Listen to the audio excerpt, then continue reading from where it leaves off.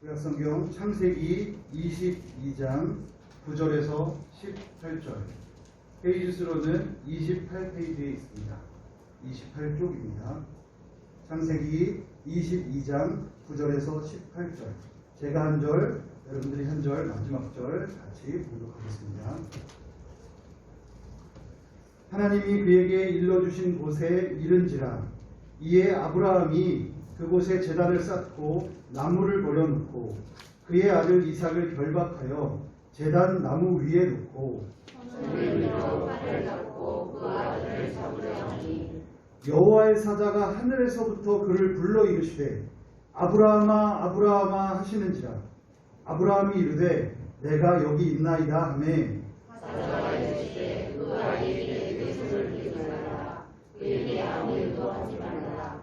내가 내 아들을 내 국가까지도 내게 아끼지 아니하였으니 내가 이제야 내가 하나님을 경외하는 줄 아노라. 아브라함이 눈을 들어 살펴본즉 한 숫양이 뒤에 있는데 뿔이 숫풀에 걸려 있는지라. 아브라함이 가서 그 숫양을 가져다가 아들을 대신하여 번제로 드렸더라.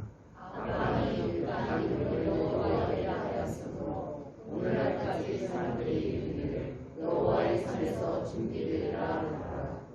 여호와의 사자가 하늘에서부터 두 번째 아브라함을 불러 이르시되 여호와께서 이르시기를 내가 나를 가리켜 맹세하니 내가 이같이 말하여 네 아들을 내 국자로 아끼지 아니하였은즉 내가 네게 큰 복을 주고 네 씨가 크게 번성하여 하늘의 별과 같고 바다의 모래와 같게 하리니 네 씨가 그 대적의 성문을 차지하리라. 또 네 씨로 말미암아 천하 만민이 복을 받으리니 이는 내가 나의 말을 준행하였음이라 하셨다 하니라. 아멘. 주보를 첨부하셔서 오늘의 요절 말씀 창세기 22장 17절, 창세기 22장 17절의 말씀을 다시 한번 봉독하겠습니다. 시작. 내가 네게 큰 복을 주고 네 씨가 크게 번성하여 하늘의 별과 같고 바닷가의 모래와 같게 하리니 네 씨가 그 대적의 성문을 차지하리라. 아멘.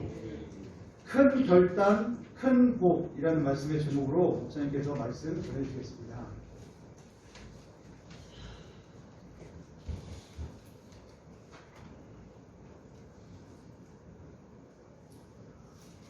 오른손으로 샬롬으로 축복의 나라 여러분 샬롬. 기쁨과 샬롬으로 인사하십시다. 사랑을 축복합니다. 인사합니다. 예수님 여러분 사랑을 축복합니다. 행복과 건강하시기를 축복합니다. 어떤 목사님이 신장에 병이 생기셔서 설교를 할 수가 없어서 절친한 친구 목사님께 주일 설교를 부탁을 드렸습니다. 친구 목사님 설교 중에 담임 목사님께 신장이 안 좋으신데 혹시 성도님 중에 신장을 기증할 분이 있으시면 손을 들어보시기 바랍니다. 이렇게 말씀하셨어요. 그래서 여기저기서 한 사람씩 두 사람씩 손을 들기 시작합니다. 그래서 그 목사님은 그 중에 한 명을 선발하기 위해서 오리털 하나를 날려서 가장 먼저 오리털이 안착하는 성도에게 기회를 주기로 했습니다. 근데 가장 먼저 오리털이 어느 곳에 도착했는가 하면 그 교회에서 가장 헌신하기로 이름이 다 있는 장로님 앞으로 오리털이 떨어지기 일보 직전 장로님 갑자기요 주여 하면서 오리털을 날려버렸습니다. 이번에는 오리털이 그 교회에서 봉사를 가장 많이 하고 기도 열심히 하기로 유명한 한 권사님에게 떨어질 찰나 역시 이 권사님도 아버지 하면서 오리털을 날려버렸습니다. 그리고 이번에는요 그 교회 외전도 회장님 집사님 가까이에 떨어지려 하자 역시 할렐루야 하면서 오리털을 붕 날려버렸습니다. 이렇게 모든 성도들이 자신에게 날아오는 오리털을 거부하는 동안 한동안 오리털이 궁증을 맴돌고 있었다고 합니다. 이 말을 누른 어떤 목사님은요 지금도 그 오리털이 날리고 있는 하다 그렇게 이야기를 했습니다. 우리는 사실 누구나 할 수 있는 일을 하는 것, 그건 헌신, 희생이 아니지요. 다른 사람들이 할 수 없는 힘들고 어려운 일을 하는 것, 그것이 바로 진정한 헌신일 것입니다.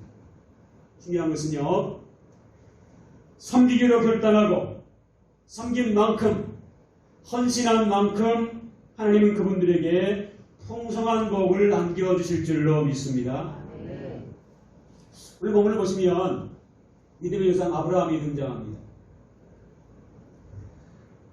아브라함과 그의 아내 사라 사이에요 90세가 넘도록 아이가 없어요.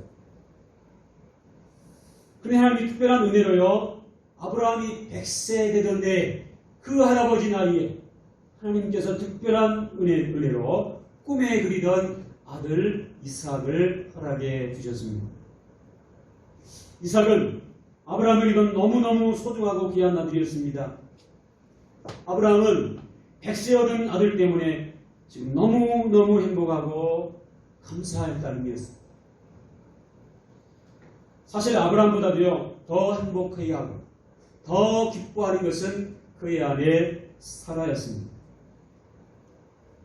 눈에 넣어도 아프지 않을 만큼 너무도 귀하고 사랑스럽기에 그 아들 때문에 매일매일이 기쁘고 행복하기 그지없었습니다. 이렇게 아들 보는 즐거움에 하루하루를 쌩가는 줄 모르고 지내는데 그 어느 날 하나님께서 아브라함을 찾아오셨어요. 그리고 특별한 말씀을 하십니다. 그리고 2절 말씀이에요. 사랑하는 아들 독자 이삭을 데리고 모리아 땅으로 가서 하나님께서 일러준 산에 가서 아들 이삭을 번제로 드리라고 합니다. 청천벽력 같은 소리에 아브라함은요 자신의 귀를 의심합니다. 아브라함은 아무리 생각해도 아들만은 번제로 드릴 수가 없습니다. 다른 것은 몰라도 아들은 절대로 안 됩니다. 왜 드릴 수 없을까요? 하나밖에 없는 아들이기 때문입니다. 이 노년에 더 이상 자녀를 낳을 수도 없는 형편에게 드릴 수 없어요. 또 그럴 것이 엄마 사라가 안다면, 이 사실을 안다면 절대로 가만히 있지 않을 것입니다. 다른 사람은 몰라도 엄마는요 그 아들을 포기할 수 없을 것입니다. 만약에 함께한 아브라함의 식솔들이 이것을 안다면 어떤 반응 보일까요? 야, 우리 주인이 아들 바쳤는데 그 다음 차례 우리 자식 아닐까? 이런 오해를 하고요. 아브라함을 두려울 뿐만 아니라 그를 대적하는 일이 벌어질 수도 있는 일입니다. 특별히요, 이 살아있는 아들을 이방신에게 바치는 것, 이방 우상에게나 드렸던 당시의 인신제사였습니다. 비난의 대상이었고 심판의 대상이었습니다. 그러니 하나님이 아들을 번제로 드린다고 한다면 더 이상 그분은 하나님이 아니고 믿음의 대상도 아니고 그러기에 더더욱 아들 드릴 수 없어요. 이렇게 아들을 절대로 내어드릴 수 없지만 그래도 하나님의 음성이 하나님의 말씀하셨으니 내놓으라고 하시기에 아브라함의 마음의 고민과 갈등은 끝이 없습니다. 자식을 드리는 것은 자신의 살을 도려내는 것이고 뼈를 깎아내는 고통이고 심장 한편을 도려내는 감당할 수 없는 아픔이었습니다. 아브라함은 원망과 저주의 눈빛으로 자신을 쳐다볼 이삭, 아내의 얼굴이 머릿속을 떠나지 않습니다. 밤잠을 잘 수 없었어요. 눈으로 밤을 새우고 아마 모르긴 몰라도 그 밤에 하나님 앞에 절규하며 부르셨을 거예요. 하나님, 해도 너무하지 않습니까? 주실 때는 언제이고 지금 내어놓으시라고 하면 도대체 이게 무슨 경우입니까? 차라리 저를 데려가세요. 제가 대신 번제되겠습니다. 결단코 아들을 드릴 수 없지만 아브라함은 이른 아침에 일어납니다. 그리고 아들 이삭을 데리고 모리아 산을 향해서 발걸음을 내딛습니다. 이 3절 말씀 같이 한번 읽습니다. 시작. 아브라함이 아침에 일찍 일어나 나귀 안장을 지우고 두 종과 그 아들 이삭을 데리고 번제로 쓸 나무를 쪼개어 가지고 떠나 하나님이 자기에게 일러주신 곳으로 가더니. 아멘. 밤을 새우고 고민했지만 이삭을 하나님께 드리러 드디어 결단을 했습니다. 여러분, 이렇게 이 결단을 가능하게 만든 이유가 뭘까요? 아브라함은 전지전능하시고 위대하신 하나님을 믿는 믿음으로 바라보았기 때문에 자식을 드리러 결단하게 되었던 것입니다. 그래서 아브라함은 믿음으로 이른 아침 모리아 산을 향해서 출발합니다. 이것은 아브라함 속에 문제로 일어난 방황, 갈등이 끝났다고 하는 믿음의 행동입니다. 더 이상 문제의식을 갖지 않겠다는 표현인 것입니다. 더 중요한 것은요, 아브라함 이삭을 데리고 가면서 아무에게도 이야기를 하지 않습니다. 식솔들에게도 아내에게도 심지어 곧 번제로 드릴 아들 이삭에게도 이런 방구하지 않습니다. 그래서요, 이 말을 발설한 순간 하나님과의 약속, 하나님의 명을 거역할 수밖에 없기 때문에 방해 요소를 미리 제거한 것입니다. 아버지 아브라함과 함께 모리아산을 향하는 이삭은 좀 이상해요. 평소 하나님께 제물을 드리던 모습과는 전혀 다른 아버지의 모습을 보면서 3일길을 걸어갑니다. 3일길을 걸어가는 동안 이삭은 무슨 생각이 있을까요? 드디어 도착한 모리아산 입구에서 데리고 왔던 두 종들을 입구에 그냥 있게 합니다. 혹여나 방해가 될까봐. 그리고 이삭과 단둘이서 산을 오르기 시작합니다. 얼마나 지났을까요?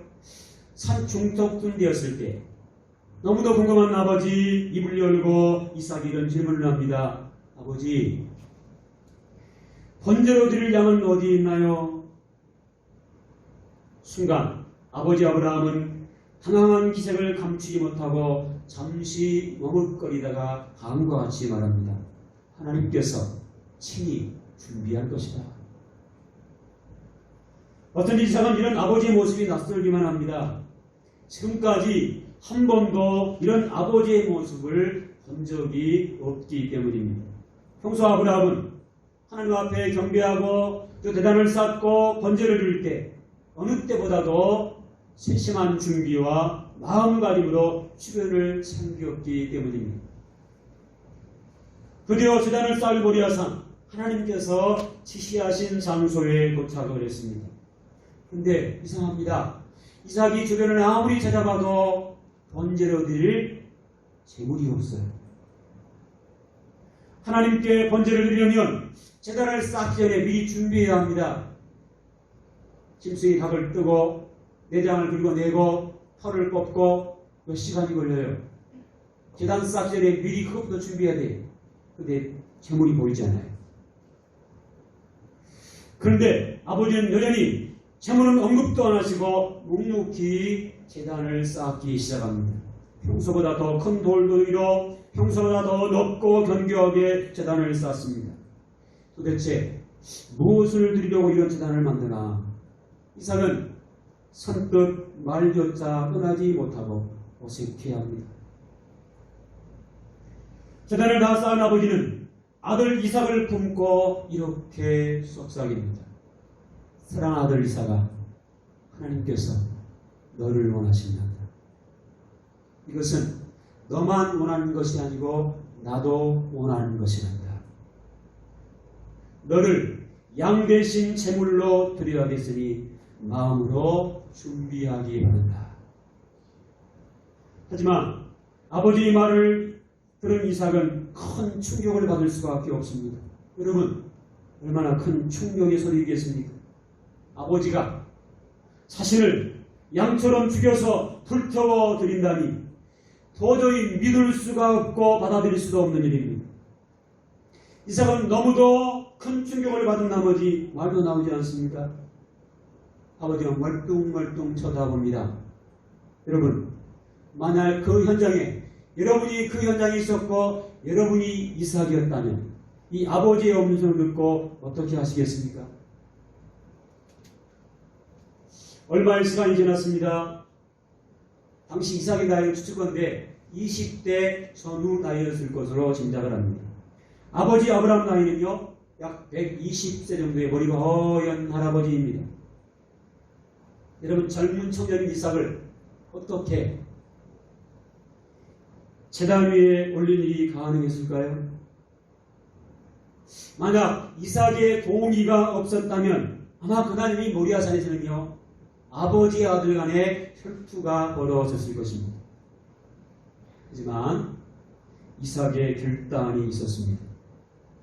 이삭이 결단을 하고요, 제단 위에 스스로 올라갑니다. 그리고 두 눈을 감고 자신을 결박하여 하나님께 드리라고 합니다.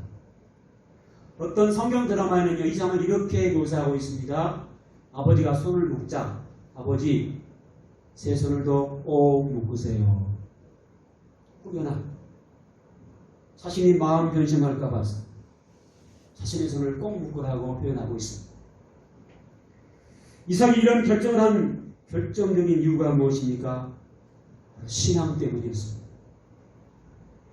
자신을 들여서라도 하나님과 아버지를 섬기고 아버지와 하나님을 기쁘시게 하려는 믿음 때문이었습니다.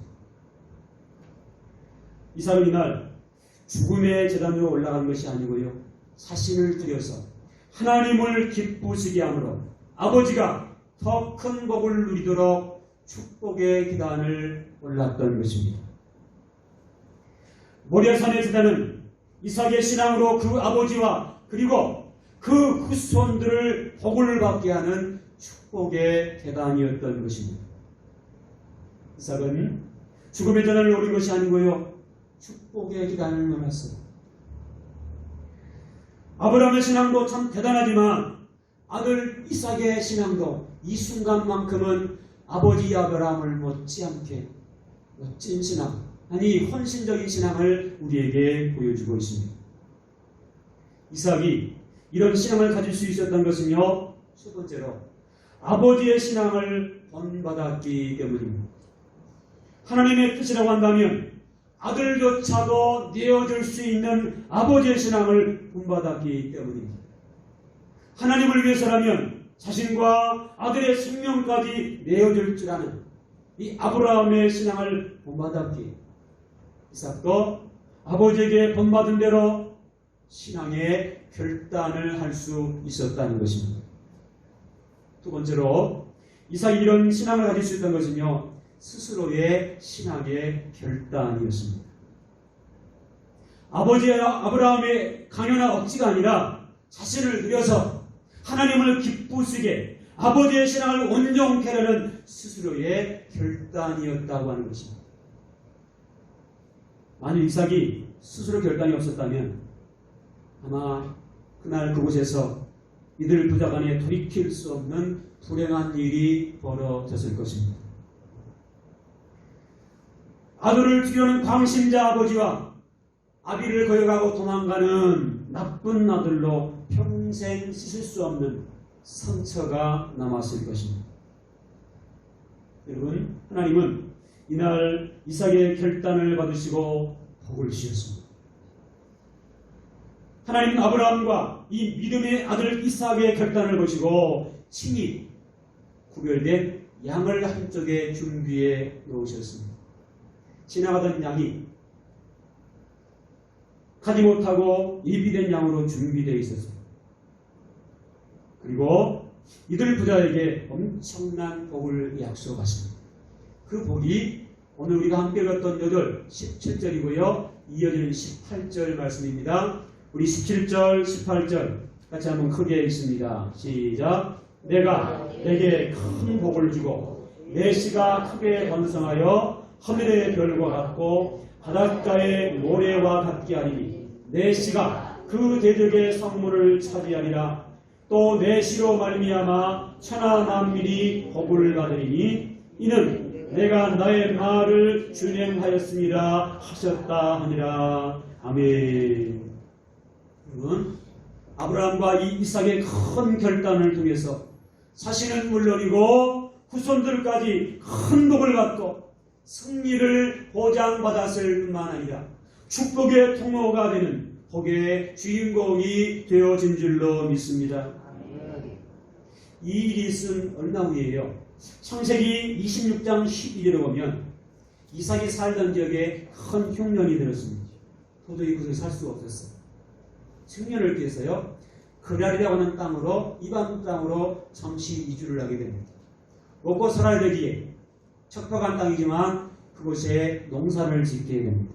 사람들은 손가락질을 했습니다. 농사법도 모르고 어찌할까 모르지만 살아야 되겠기에 농사를 합니다. 그 놀라운 것입니다. 그 해에 이 이삭이 100배의 수확을 얻었더라. 성경 기록하고 있습니다. 다시 말해서 100배의 복을 받은 것입니다.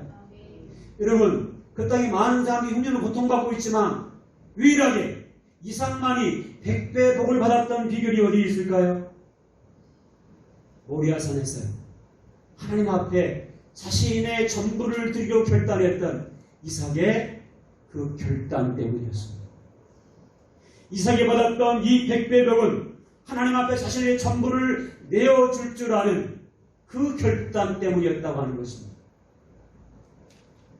큰 결단 뒤에 큰 복이 따라온다는 사실을 이삭을 통해서 지금 똑똑히 보여주고 있는 것입니다.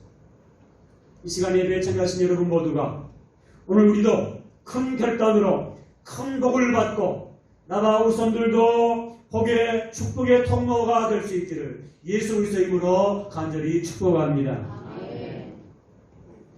사랑하는 성도 여러분, 나는 어떤 신앙의 사람인가요? 이삭을 보면서 나는 어떤 생각을 하셨습니까? 만일 나에게 이삭과 같은 상황이 온다면 나는 어떤 결정을 하시겠습니까? 우리의 지난 시간을 한번 되돌아보면 우리는 이삭과는 좀 거리가 먼 그런 삶을 살아가고 있지 않았습니까? 신앙생활 하면서요, 우리 여러 가지 결단을 요구하는 그런 음성들을 듣게 됩니다. 그런데 쉽게 결단하지 못하고 머뭇거리고 그리고 외면한 적이 한두 번이 아니었습니다. 하나님을 먼저 생각하지도 않았고 왜 나에게 저런 요구를 하나 허구하고 애써 외면하고 불평하기까지 했습니다.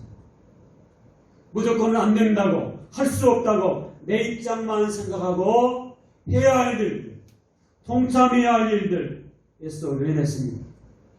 세상 일에는 그렇게 열심을 내고 가야 할 곳 다 찾아가면서 정작 하나님 앞에 예배드리는 일, 기도하는 일, 헌금 드리는 일, 섬기는 일 너무도 인색했고 너무나 나태한 모습이었습니다. 그러한 모습 속에 살아온 여러분의 삶의 현장은 달라진 게 얼마나 있습니까? 지금 나는 복의 결과들이 쌓여가고 있습니까? 우리 오늘 말씀을 통해서 지금 나에게 일생을 바꿀 만한 결단이 필요함을 도전받게 됩니다. 여러분, 지금 우리가 이렇게 살아도 나와 내 후손들의 미래는 보장받을 수 있을까요? 큰 결단이 큰 복을 받게 합니다. 크게 한번 따라합시다. 큰 결단이 큰 복을 받게 합니다. 아멘. 여러분, 큰 복은요, 나를 드리는 희생에서 시작됩니다.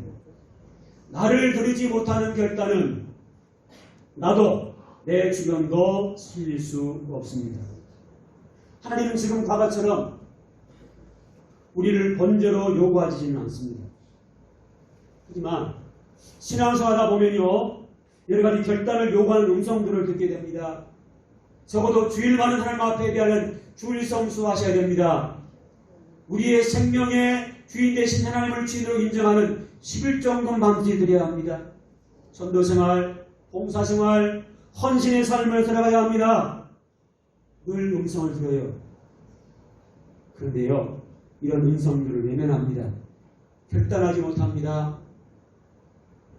그러니 우리는요 여전히 과거에 머물러 있는 것입니다. 여러분 그 순간에 그런 음성을 들을 때 결단을 시작할 때 복의 문은 열려질 줄로 믿습니다. 여러분 어떤 일이 있어도 불평하지 마시기 바랍니다. 하나님은요 이유 없는 희생을 요구하신 적이 없어요. 하나님은 계획 없는 희생을 요구하신 적이 없어요. 한편으로요 우리가 어떤 일에 불평하고 거부하는 것은요 나를 희생하지 않는 핑계일 뿐입니다. 여러분 신앙의 중심이 잃지 않도록 하시기 바랍니다. 믿음이 없으면요 자꾸 생각이 많아집니다. 이것도 내가 해야 되나? 이것까지 내가 해야 되나? 신앙이 떨어지면요 쓸데없는 것들이 많이 보이기 시작합니다. 자신의 허물은 보지 못하고요 자꾸 남의 허물이 보이기 시작합니다. 불평이 생기고 때로는 어떤 문제 때문에 어떤 사람 때문에 신앙이 흔들리기도 합니다. 여러분 이런 부정적인 생각 때문에 신앙의 중심이 흔들리면요 복의 주인공 될 수 없습니다. 하나님은 어떤 순간에도 우리를 놓지 않는 하나님이신 줄로 믿습니다. 내가 힘들 때, 내가 고통스러워할 때 변함없는 사랑으로 우리를 붙드시고 우리의 갈 길을 인도하신 분이 하나님이신 줄로 믿습니다. 우리의 필요를 준비하시고 예비하시는 여호와 이레의 하나님을 믿고 하나님의 은혜를 간증할 수 있는 우리 모두가 될 수 있기를 예수님의 이름으로 축복합니다. 자녀들이 부모의 신앙을 본받게 하시기 바랍니다. 부모가 먼저 신앙의 본을 보이시고요. 자녀들이 그 신앙을 따를 수 있게 해야 합니다. 자녀들은 본대로 그리고 받은 대로 신앙생활하게 되어 있습니다. 우리 자녀들이 본대로 받은 대로 신앙을 살아가도록 길을 열어가시기 바랍니다. 계대의 축복이란 말이 있습니다. 내가 복을 받고 내 자식이 복을 받고 내 후손들이 복의 가문으로 계속 이어가는 계대의 축복. 그 계대의 축복의 주인공이 이 시간 예배한 우리 모두가 될 수 있기를 예수 이름으로 축복합니다. 그러기 위해서는요 내가 먼저 신앙의 본을 보여야 돼요. 내가 하나님을 바로 섬기고 복을 받고 내 자식과 후손들이 복을 받는 계대의 축복이 계속해서 이어질 수 있기를 예수 이름으로 축복합니다. 무엇보다 신앙의 명문 가문들 될 수 있기를 축복합니다. 하나님이 나를 인정하시고 주변 사람들에게 존경을 받고 칭찬받는 신앙의 명문 가문들 될 수 있기를 축복합니다. 한국교회가 부흥되기에 이르기까지 한국교회 역사에요 많은 기도로 쓰임받는 일꾼들이 있습니다. 그분 중에 한 분을 여러분에게 소개하려고 해요. 주인공은 서씨성을 가진 사람입니다. 이분은 평북 우주에서 태어나서 어릴 적부터 서당에서 한학을 배워서 글쓰기에 뛰어났고요. 글을 읽음으로 새로운 세상을 동경했고 청년 시절부터 이미 중국을 오가면서 홍삼 사업을 시작했다고 해요. 그는 그리스도인이 되기 이전부터 신실하고 총명하였으며 열린 마음으로 이웃을 돌아보던 아주 진취적인 그런 사람이었다고 합니다. 그러나 어느 날 그가 만주 영구에 장사차 방문했다가 하고만 장티푸스에 걸려서 극심한 고통 가운데 머물러 있습니다. 영국에서 선교사 나오셨던 한 선교사님 의사 헌터의 치료를 받고 은혜를 입습니다. 그리고 그분의 소개로 선교사 맥킨타이어 목사님을 만나서 전도를 받고 예수님을 믿게 돼요. 그런 성경을 읽으면서 복음의 메시지에 감화되어 예수님을 구주로 영접하게 됩니다. 그는 또한 이곳에서 맥킨타이어 같은 선교에 수족된 선교사 로스 목사님을 만났는데 이분과 함께 성경 포독에 참여를 하게 됩니다. 그는 이제 성경과 전도 책자를 팔면서 전도하는 당시에 그 이름으로는 권서의, 외석이라고 하는 그런 역할을 하면서 살았는데요. 이분이 우리나라 황해도 소래 땅에 돌아와서 동생과 함께 한국 최초의 교회를 설립합니다.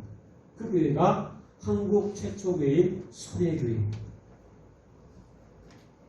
나도 6.25 때 남한으로 올라오면서요 이분이 남한 최초의 교회인 세문안교회를 설립하는 주역이 되고, 이분의 이름이 서상윤이고요. 그분의 동생 이름이 서경조 씨입니다. 한국 초대교회의 신앙의 명문 가문입니다. 세문안교회 설립 당시 14명의 세례교인이 있었는데 그중에 13명이요. 이 서상윤 씨가 전도한 사람이었다고 해요. 기독교 사회책임 공동대표로 섬기는 서경석 목사님도 이 가문 출신이라고 합니다. 바로 이 서씨 가문이 우리 한국 민족복음화에 결정적인 역할을 하는 귀한 명문 가문이었다는 것입니다. 우리도 한번 이런 명문 가문을 꿈꿔보시지 않으시겠습니까? 우리 집도 이웃을 향한 창을 열어놓고 늘 하나님의 사랑을 실천하고 하늘을 향해 창을 열고 늘 기도하면 우리 가정도 우리 가문도 하나님께서 열어가시는 축복의 가문이 되어질 줄로 믿습니다. 그러기는 모든 성도들이 신앙의 명문 가문을 이루어서 축복의 통로들이 될 수 있기를 예수 그리스도의 이름으로 간절히 축복합니다. 같이 한번 기도하십시다. 이 시간 주님 말씀 기억하시면서요, 우리 주여 부르고 통성으로 기도하는 시간을 갖겠습니다. 이 시간 기도하실 때요, 우리도 아브라함과 이삭처럼 큰 결단을 통해 나와 내 후손들까지 큰 복을 받고 축복의 통로가 되게 하시옵소서. 자녀들이 부모의 신앙을 본받게 하시되 내가 먼저 하나님을 바로 섬김으로 복을 받고 내 자식들과 내 후손들이 축복의 가문, 계대 축복이 계속 이어지게 하시옵소서. 큰 결단으로 큰 복을 받기 위해서 어떤 일에 있어서도 불평하지 말고 신앙의 중심을 잃지 않게 하시옵소서. 나와 내 후손들이 신앙의 명문 가문을 이어가고 하나님께 인정받고 주변 사람들에게 존경받고 칭찬받는 신앙의 명문 가문들 되게 하옵소서. 우리 주 한번 물고 통성으로 기도합니다. 주여, 참좋으신 하나님 아버지, 은혜와 사랑을 감사합니다. 말씀의 의지에서 기도합니다. 우리도 아브라함과 이삭처럼 큰 결단을 통해서 나와 내 후손들까지 큰 복을 받고 축복의 통로가 되게 하여 주시옵소서. 하나님이 부모의 신앙을 공부하게 하시되 부모된 내가 먼저 신앙의 본을 보여주므로 자녀들이 그 신앙을 따르게 하여 주옵소서. 우리의 가문이 대대 축복이 계속 이어지게 하여 주옵소서. 내가 먼저 하나님의 바로 섬김으로 복을 받게 하시고 내 자식과 내 후손들이 복을 받는 대대 축복의 주인공들 되게 하여 주시옵소서. 큰 결단으로 큰 복을 받는 복의 사람들 되게 하여 주시옵소서. 나를 드는 결단으로 나도 내 주권도 복의 사람이 되게 하여 주옵소서. 어떤 일이 있어도 불평하지 않게 하시고 어떤 일이 있어도 흔들리거나 신앙의 중심이 바로 세워지게 도와주시옵소서. 신앙의 중심을 잃지 않게 도와주시옵소서. 하나님 어떤 순간에도 나를 놓지 않고 나의 걸음을 붙드시고 인도하실 분임을 기억하고 늘 하나님도 의지하고 붙들고 신앙생활에 최선을 다하게 도와주시옵소서. 힘든 일이 있어도 걱정 중에 있어도 하나님만 바라보고 중심이 신앙이 흔들리지 않게 도와주시옵소서. 나와 내 후손들이 신앙의 명문 가문들이 되게 도와주시옵소서. 하나님께 인정받고 주변 사람들이 성경하고 칭찬하는 믿음의 명문 가문들을 되게 하여 주시옵소서. 감사합니다. 고맙습니다. 나사렛 예수 그리스도로 명하노니 모든 성도들이 아브라함과 이삭처럼 큰 결단을 통해 나와 후손들까지 큰 복을 받고 축복의 통로들이 되어질지어다. 내가 먼저 하나님을 바르게 섬기고 복을 받고 내 자식과 내 후손들까지 복을 받는 계대 축복이 이루는 축복의 가문들 되어질지어다. 큰 결단으로 더 큰 복을 받는 복의 사람들 되어질지어다. 나와 내 후손들이 신앙의 명문 가문들이 되어질지어다. 예수 그리스도 이름으로 간절히 축복하며 기도하옵나이다. 아멘.